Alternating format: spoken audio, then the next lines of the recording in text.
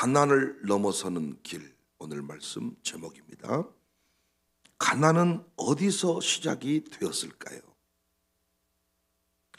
여러분은 왜 가난하세요? 여러분은 가난이 되물림되었으면 좋겠습니까? 종결되었으면 좋겠습니까? 가난을 극복하기 위해 여러분은 무엇을 하고 계시나요? 가난에 대한 연구, 가난에 대한 분석, 대책, 역사적으로 지속되어 왔습니다. 성경에도 가난에 관한 이야기가 여러 곳에서 등장합니다. 가난에 관한 연구들을 조금 찾아보니까 두 가지로 정리가 돼요. 왜 가난하게 되었냐? 첫 번째 원인은 빈곤 문화 때문에 가난하다, 이렇게 말합니다. 빈곤한 곳에서 가난한 사람들을 연구해 보니까 가난할 수밖에 없는 문화가 있더라는 거예요. 그들은 말로 하다 안 되면 폭력을 써요. 역사의식이 결여되어 있어요. 미래에 대한 계획이 부족해요. 낮은 동기부여가 있어요. 낮은 직업 윤리의식을 가지고 있어요. 어쩌다가 내가 이런 놈의 직장을, 어쩌다가 내가 이런 자리에, 이런 신세가, 이런 의식이 있어요. 높은 약물, 이 약물 및 알코올 의존도가 높아요. 혼전, 성관계, 결혼하기 전부터 성관계를 맺고 문란하게 살더라는 거야. 다시 말해서 이 연구 결과에 의하면 가난은 부정적인 삶의 습관이 수없이 반복되고 지속되면서 나타난 결과다, 이렇게 분석합니다. 두 번째 원인이 있어요. 그렇지 않다. 가난한 자들을 연구해 보니까 이들은 구조적인 희생자라고 할 수 있다. 앞부분과 다른 견해지요. 가난은 어떤 사회적인 구조가 만들어낸 결과다는 것입니다. 가난한 사람들은 자본주의 사회 구조의 어떤 희생자와 같다는 거예요. 알코올 중독자로 사는 사람들을 봤더니 술을 먹고 싶어 먹은 게 아니라, 술이 좋아서 먹은 게 아니라, 빈곤 문화에 의한 것이 아니라 가난한 상황을 견디다 못해서 기가 막혀서 술을 먹게 되었다는 겁니다. 아무리 살려고 해도 사라지지 않는 사회 악순환의 구조가 있다는 거예요. 그래서 참다 술을 먹게 되었다. 이걸 교회 성장학적으로도 얘기해 볼 수 있습니다. 교회가 성장하지 않은 것, 이유를 분석할 때 목사가 노력하지 않기 때문이다.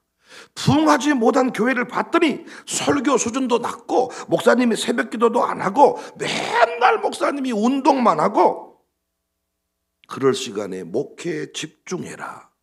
그러면 교회가 부흥할 것이다. 또 다른 견해가 있습니다. 아니다. 아무리 노력해도, 설교를 하려고 해도 들을 사람이 없다. 다 노인네다. 그 주민 전체를 다 털어도 10명이 채 안 된다. 아무리 열심히 노력해도 20명 넘기기 어렵다. 구조적인 문제다. 그만큼 하고 있는 것도 그 목사님이니까 하고 있다. 잘하고 있다. 여러분 생각은 어떠세요? 부정적인 삶의 습관이 문제입니까? 구조적인 문제입니까? 여러분이 가난하니까 잘 아시잖아요. 가난 안 합니까? 부자입니까? 뭡니까? 중산층입니까?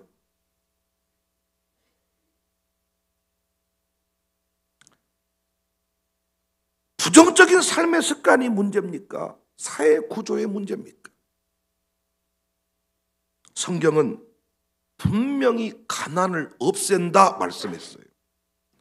창세기 12장 2절에 아브라함을 부르시면서 내가 너로 큰 민족을 이룬다. 내게 복을 준다. 내 이름을 창대하게 한다. 브랜드 값이 얼마나 큽니까?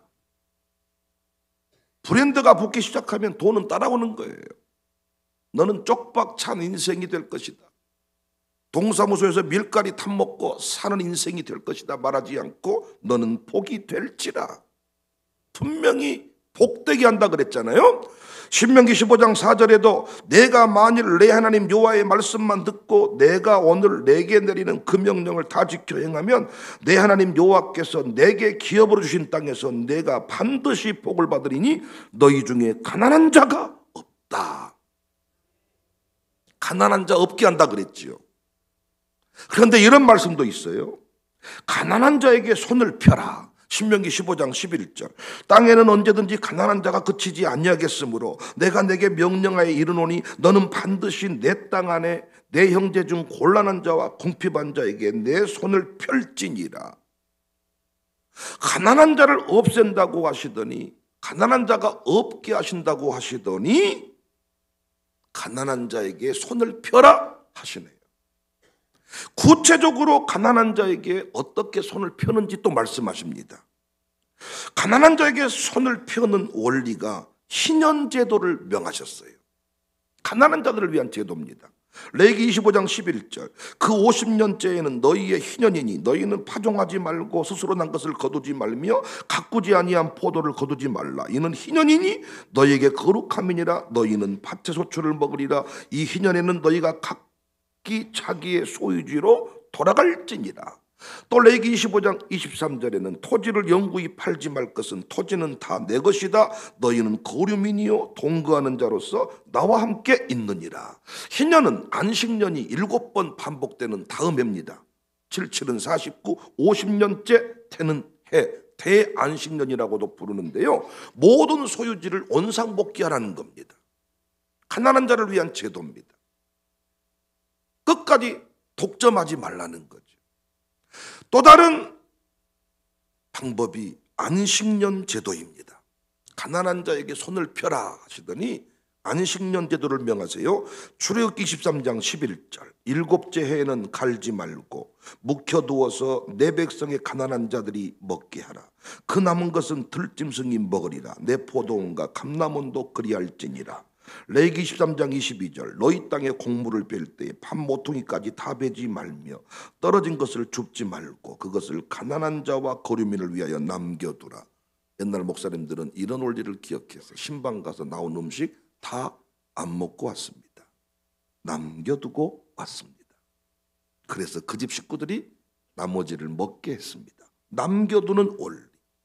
안식년 제도에도 경작 금지, 노예, 자유, 부채, 탕감, 가난한 자들을 향한 배려가 담겨져 있습니다. 이건 사회적인 제도라면 각자 신앙에게도 호소하고 말씀했습니다. 각자 삶의 지침으로. 잠언 14장 31절. 가난한 사람을 학대하는 자는 그를 지으신 이를 멸시하는 자요 궁핍한 사람을 불쌍히 여기는 자는 주를 공경하는 자다. 잠언 17장 5절. 가난한 자를 조롱하는 자는 그를 지으신 주를 멸시하는 자요 사람의 재앙을 기뻐하는 자는 형벌을 면하지 못할 자니라. 오늘 본문에서도 말씀합니다. 13절. 가난한 자와 포악한 자가 섞여 살거니와 여호와께서는 그 모두의 눈에 빛을 주시느니라. 같이 말씀 받아요.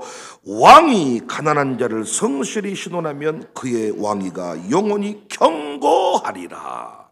시편 112편 9절에도 그가 재물을 흩어 빈궁한 자들에게 주었으니 그의 의가 영구히 있고 그의 뿔이 영광 중에 들리리로다.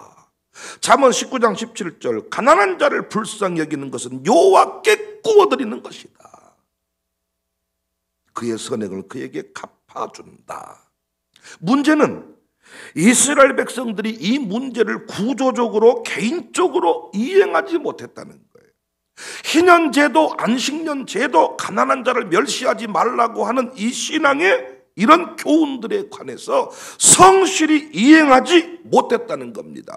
가난을 없애겠다고 하시면서 가난한 자를 위해 희년을 선포해라, 안식년을 선포해라, 그리고 너는 가난한 자를 멸시하지 말라, 가난한 자에게 구워줘라, 이렇게 명령을 했는데 이스라엘 백성들이 이 문제를 제대로 이행하지 못했다고요. 오늘날 기독교인들도 마찬가지다고요. 여러분 이거 잘 기억하셔야 됩니다. 성경은 가난을 극복하라고 할 때, 가난을 없앤다고 할 때 각자 개인에게 그 명령을 주시지 않고 공동체의 문제로 말씀해 주었다는 겁니다. 그러니까 가난 극복은 이 땅에 살아가는 기독교인들에게 주시는 하나님의 엄한 명령이고 공동체적 책임입니다. 놀랍게 이 명령을 준행하고 살면 하나님이 계속해서 부요하게 하시고 더불어 잘되게 하심을 믿으시기를 바랍니다. 놀랍게 이 명령을 준행한 교회가 있지요. 이 명령을 준행한 교회가 있는데 바로 사도행전 교회입니다. 사도행전 4장 33절, 사도들이 큰 권능으로 주 예수의 부활을 증언하니 무리가 큰 은혜를 받았어. 은혜를 받으면서 아파트 사고 자동차 사고 비트코인 투자하고, 이게 아니라 그 다음 말씀이 중요합니다.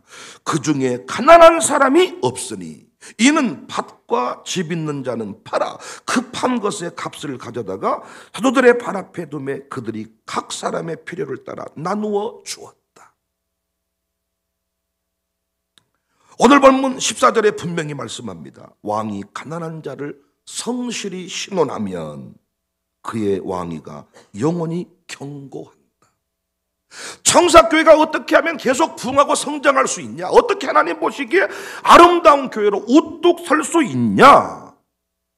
다스리는 자들이 가난한 자를 신원하면 된다는 거예요. 시대의 아픔을, 가난의 문제를 가지고 목회 정책을 삼고 온 교인들이 그 일을 위해 동참하게 만들면 청사교회는 견고해질 것이다. 예수님이 말씀했습니다. 마태복음 19장 21절에 예수께서 이르시되 내가 온전하고자 할진대 가서 내 소유를 팔아 가난한 자들에게 주라. 그리하면 하늘에서 보화가 내게 있으리라. 그리고 와서 나를 따르라. 예수님이 뭐라 그랬어요? 쌓아두고 또 쌓아두어라. 국내 은행에 넣어둘 데가 없으면 미국, 스위스, 해외 계좌로 보내라. 이렇게 얘기했습니까?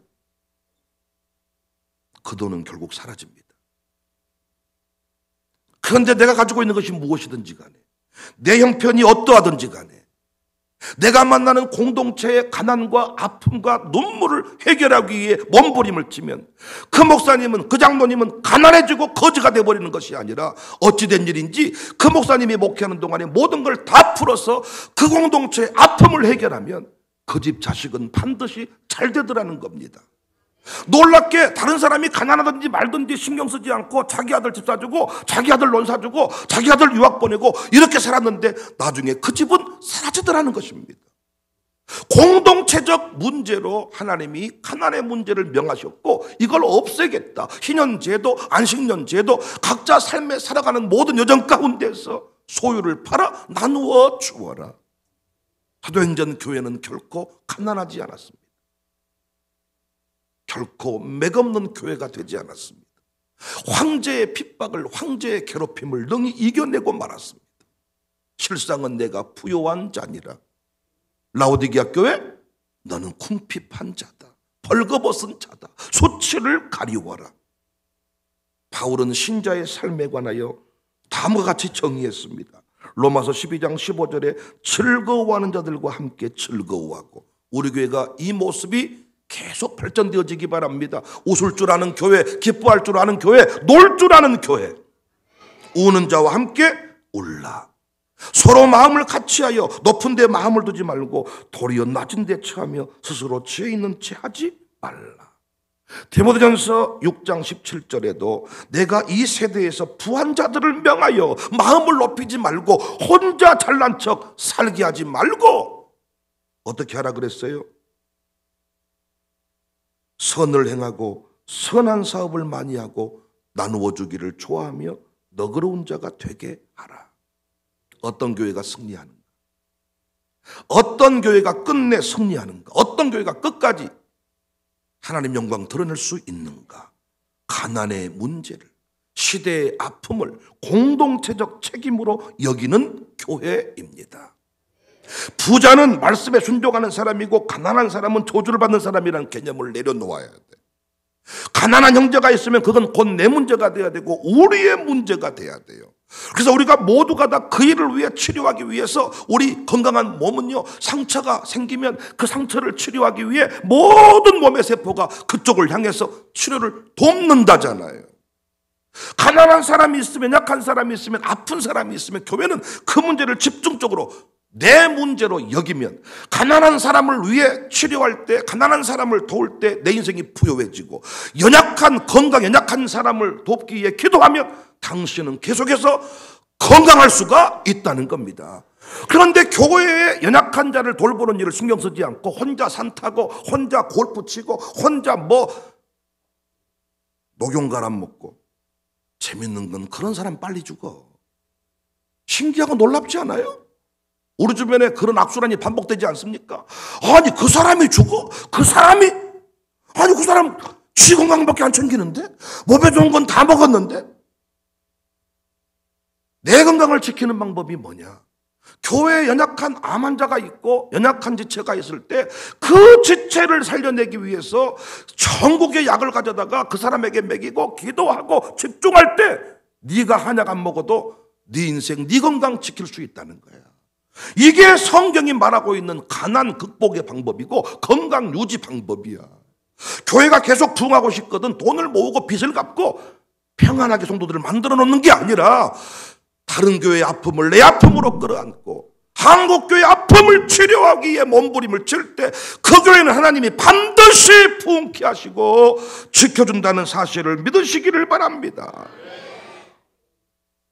작으면 작은 대로, 크면 큰 대로 연약한 자를 도와야 돼요. 놀라운 것은 연약한 자를 도울 때 그 인생은 더욱 강력해져요. 남을 돕다 보면요 힘이 생겨요. 돕는 배필 아무나 못합니다. 힘이 있어야 됩니다. 똑똑해야 됩니다. 강력함이 있어야 도울 수 있습니다. 처음에는 손바닥만한 크기만 도와주었는데 나중에 그것이 커집니다. 작든 크든 우리 주일 학생들도 우리 샬롬스쿨 친구들도 이 비밀을 깨닫고 친구가 아프다 그러면 온 반이 헌금을 드리면서 그 친구 회복을 위해 그 친구를 위해 기도하잖아요. 놀랍게 그 일을 행하면서 자기는 더욱 강건해진다고요.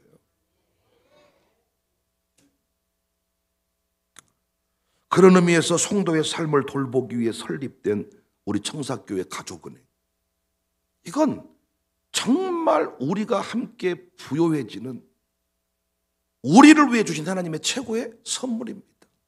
어느덧 또 1년이 지나서 이번 주 토요일이면 가족은행 총회를 하는데 혹시라도 지금도 이 가족은행의 조합원이 되지 않았다면 여러분 하나님 앞에 책망받을 만한 인생임을 기억하십시오. 1만 원이 어렵습니까? 1,000만 원 내야 조합원이 됩니까? 아니지 않습니까? 당신이 가난해서 조합원 못 된다고 말하겠지만 당신의 가난은 끝내 극복되지 않을 겁니다. 내가 가난할수록 공동체의 가난의 문제에 깊이 관여하고 그 문제를 세우기 위해 몸부림칠 때 당신은 어느덧 물질을 나눠주는 사람이 돼 있을 것입니다. 목사님이 성도의 형편을 돌아보지 않고 자기 아들만 유학 보내고 자기 인생만 배불렸을 때 그 인생이 끝내 부요하던가요? 이상하게 후대로 갈수록 쪽박 차는 인생이 되더라고요. 그런데 시골교회, 농촌교회, 어촌교회 아무도 없는 구조적인 문제라고 말하는 그곳에 가서 그 성도의 아픔을 끌어안고 자기의 모든 걸 쏟아붓는 목사님, 후대가 갈수록 강성해지더라고요. 우리 교회가 세운 선교기업, 사모님들이 밖에 나가서 일을 해야 되는 시대입니다. 저는 그런데 기업을 세웠습니다. 기업을 세우자 교회들. 여러분 그 기업을 이용하지 않고 자꾸 다른 핑계를 댄다면 역시 하나님이 기뻐하지 않을 겁니다. 우리 교회가 돈이 없으니까 일을 벌리면 안 된다. 그건 세상 기업 논리입니다. 성도가 일자리가 없어가지고 아파할 때 교회는 그 성도의 일자리를 제공하기 위해서 온갖 노력을 다하다 보면 하나님이 반드시 어느덧 우리 교회 부유한 교회 되게 하십니다. 가정교회 모임도 마찬가지라고 생각해요. 끼리끼리 모임, 동종교배, 유유상종. 그래서 우리는 판사는 판사끼리 놀기를 좋아하고 경찰관은 경찰관끼리 모이기를 좋아하고 부유한 사람은 부유한 사람끼리 모임을 갖습니다. 왜? 가난한 사람이 있으면 걸리작거리거든요. 가난한 사람은 또 힘들거든요. 왜? 부자랑 놀다 보니까 가가랭이 찢어지게 생겼거든요. 나는 목욕탕 5,000원짜리 가는데 사우나를 3만 원짜리가 1년치 목욕비다. 가랭이 찢어지니까 서로 안 만나요. 피차 간의 아픔이 극복되지 않습니다. 어떻게? 가정교회 안에서 가난한 자가 있거든. 이 가난한 자를 가난한 자로 내버려두지 말고 올 한 해 이 가난한 자를 부유한 자로 우리가 만들어버려야 되겠다고 돼지저금통을 찍고 내가 가지고 있는 모든 것들을 다 베풀어서 그 영혼을 세우다 보면 놀랍게 양육사가 다 줘버렸으니까 거지 되는 게 아니라 그 인생을 세우는 중에 놀랍게 사업이 잘 되고 놀랍게 근육 알통이 생기고 일을 해야 알통이 생기고 움직이고. 놀라운 것은 돈을 쓰다 보면요, 벌어놓은 돈 쓰는 건 시간 문제입니다. 채워 주지 않고 쓰는 돈은요 금방 사라져버려요. 그래서 은퇴한 뒤부터 커피 한 잔 잡고 계산을 하더라고요. 왜? 쏘으면 안 된다는 거예요. 하나님이 부어줄 걸 생각하지 않고 있는 걸로만 살려고 하니까 답답해 버리는 거예요. 그런데 내게 있는 모든 것을 공동체에 내어두고 공동체가 부유해질 때 하나님께서는 놀랍게 내 인생을 망하게 하지 않더라. 저는 청사교회 목회하면서 이걸 많이 깨닫습니다. 제가 청사교회 목회하는 거나 양육사 여러분이 가정교회를 돌보는 거나 별 차이 없을 건데요. 제가 우리 교회 목회하는 거나 여러분 우리 교회 리더 그룹들이 우리 부목사님들이 교회를 부서를 섬기는 것과 별반 다르지 않을 건데요. 그래서 어떤 양육사는 자꾸 돈 들어가는 게 아까워서 싼 것이 싸게 그냥 대충 때우고 밥도 안 먹고 그냥 짜장면 그릇 먹고 이런 식으로 늘 가잖아요. 그 가정교회는 피차간에 계속 궁핍해져요. 그런데 양육사가 입장을 바꿔서 내가 집을 팔고 논을 팔아서 이번에 이 가난한 자에게 고급 뷔페를 먹이고 최고급 연어를 먹이고 내가 인생들을 바꿔버려야 되겠다고 마음을 먹는 순간부터 놀랍게 양육사의 삶이 풍요로워지고 그 가정교회 결산해보면요 3배, 4배 재정이 보고가 됩니다. 그렇지 않는 가정교회는요 계속 가난하고요, 계속 캠프도 돈 때문에 못 가고요, 계속 회비 때문에 힘들고요, 계속 모임이 부담스럽고요. 그래서 바빠서가 아니라 돈 때문에 모임을 자꾸 못 모이더라.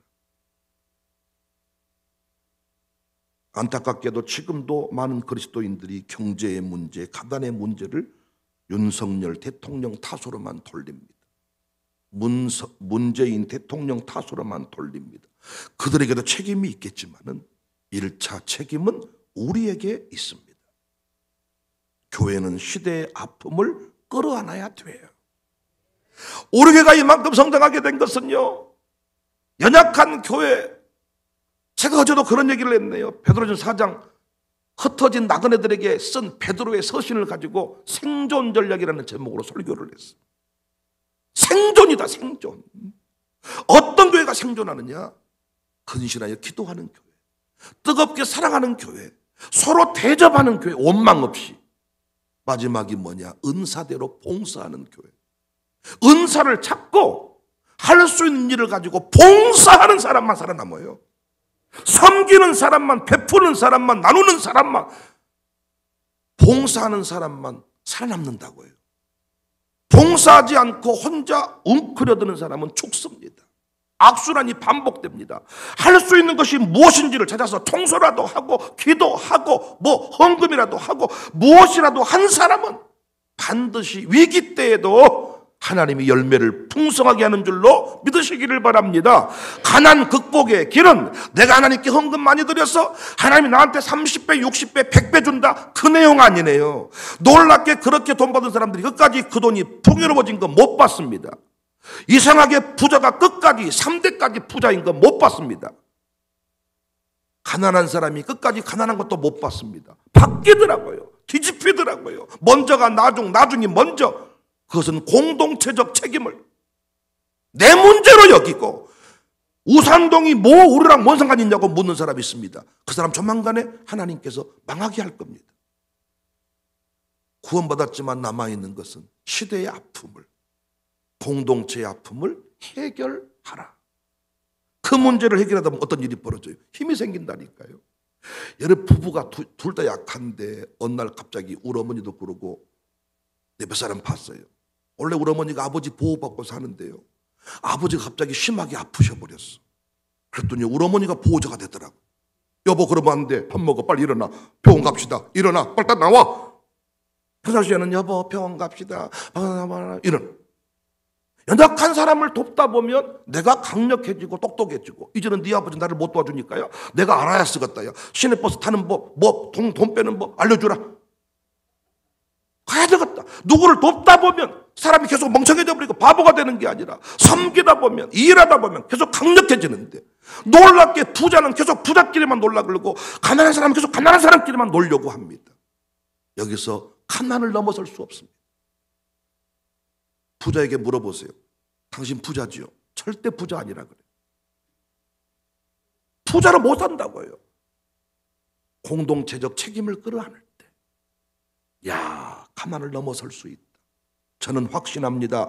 재물을 흩어 빈궁한 자들에게 주는 교회 영원히 승리할 것입니다. 시편 112편 1절 3절 할렐루야 여호와를 경외하며 그의 계명을 크게 즐거워하는 자는 복이 있도다. 그의 후손이 땅에서 강성하며 정직한 자들의 후손에게 복이 있으리로다. 부와 재물이 그의 집에 있으며, 우리 아들 딸들이 밀가루 포대 타 먹는 인생이 아니라 부와 재물이 그들의 집에 있어요. 우리가 명절 때 갔더니 아주 돈을 한 뭉탱이씩 줘요. 우리 아들 딸들이 아버지 돈 떨어간 인생이 아니라, 이 인생들의 특징이 뭐냐? 시편 112편 9절입니다. 그가 재물을 흩어 빈궁한 자들에게 주었으니 그의 의가 영구히 있고 그의 뿔이 영광 중에 돌리리로다. 공동체의 문제를 끌어안고 씨름하는 그 인생들에게 하나님은 후대의 영광을 주십니다. 왕이, 담임 목사가, 우리 장로님들이 당회가 가난한 자들을 확실하게 신원할 때 왕위가 견고하게 될 것이다. 우리 교회는 계속 시대의 아픔을 끌어안고 공동체 문제를 해결하기 위해 몸부림치는 건강한 교회일 수 있기를 주님의 이름으로 축복합니다.